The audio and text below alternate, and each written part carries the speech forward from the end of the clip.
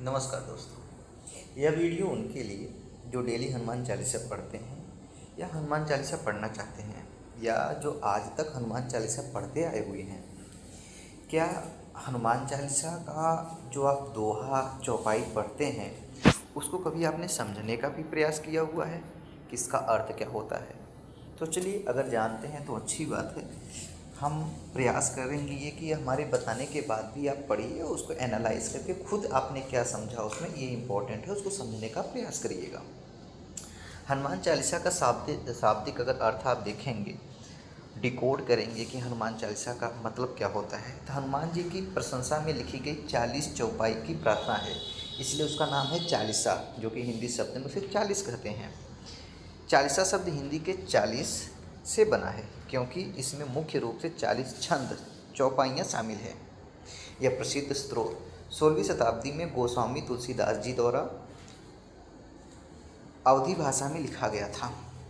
हनुमान चालीसा का मुख्य जो सार और अर्थ है, इन 4 मुख्य भाग में समझा जा सकता है। हम आपको कंक्लूजन बताने का प्रयास कर रहे हैं, बाकी आप पढ़िए, एक एक दोहा का अर्थ निकालना चाहें आप निकाल लीजिए।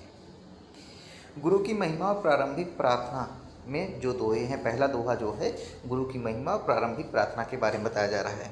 चालीसा की शुरुआत 2 दोहों से होती है।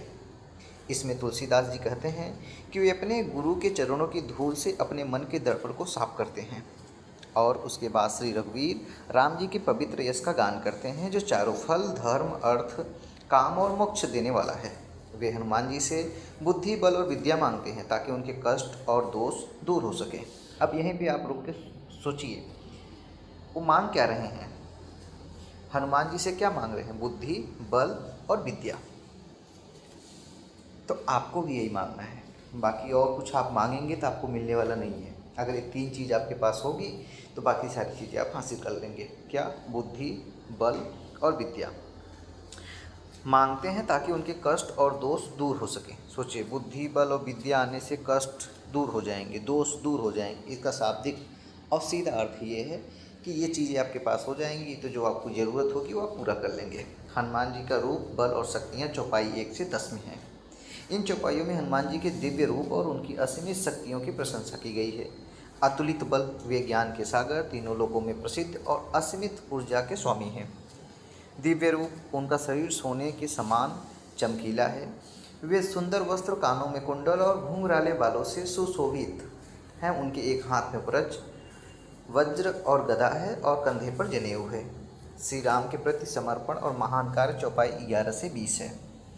यह भाग हनुमान जी द्वारा भगवान श्री राम के लिए किए गए महान कार्य को दर्शाता है। राम काज, उन्होंने लक्ष्मण जी के प्राण बचाने के लिए संजीवनी बूटी लाकर दी, जिसके कारण श्री राम ने उन्हें गले से लगा लिया और अपने सगे भाई भरत के समान प्रिय बताया। संकट मोचन, उन्होंने समुद्र लांघा, सीता जी की खोज की और लंका को जलाकर श्री राम के सभी अटके हुए कामों को पूरा किया। तो संकट मोचन इसलिए कहा जाता है, संकट मोचन इसलिए नहीं कहता कि वो आपके संकट हर लेंगे, ठीक है, उन्होंने इसलिए किया, इसलिए उनको संकट मोचन कहा जाता है। फिर 21 से 40 क्या कहता है? कलयुग में सुरक्षा और संकटों से मुक्ति की चौपाई है 21 से 40, ठीक है। और यह जो भाग है यह आम इंसानों के लिए है, जो कि हनुमान चालीसा का महत्व बताता है। ये आम इंसानों के लिए क्या है? नकारात्मकता से मुक्ति, भूत पिशाच निकट नहीं आवे, महावीर जब नाम सुनावे। अर्थात हनुमान जी का नाम लेने से बुरी शक्तियाँ, डर और बीमारियाँ पास भी नहीं भटकती हैं। इसका फिर समझ लीजिए कि हनुमान जी को पढ़ने से, हनुमान चालीसा नाम लेने से नहीं, उसको समझने से।